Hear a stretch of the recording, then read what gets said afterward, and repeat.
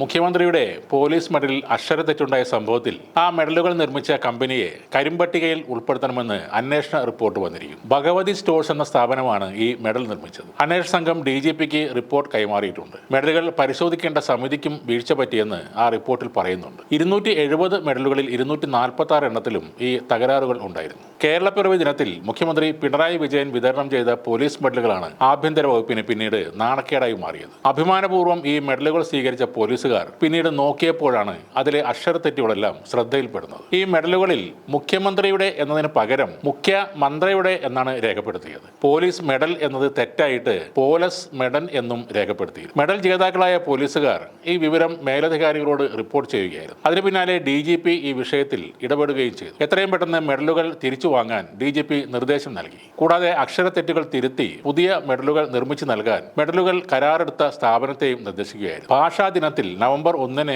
വിതരണം ചെയ്ത മുഖ്യമന്ത്രിയുടെ പോലീസ് മെഡലുകളിലാണ് ഈ വലിയ അക്ഷരത്തെറ്റുകൾ കടന്നുകൂടിയത്. സംസ്ഥാന പോലീസിനെ മികച്ച പ്രകടനത്തിന് മുഖ്യമന്ത്രി നൽകുന്ന ബഹുമതിയാണ് ഈ മെഡലുകൾ. പോലീസ് ആസ്ഥാനത്ത് നിന്നും ഗുരുതര വീഴ്ച സംഭവിച്ചിട്ടുണ്ട്.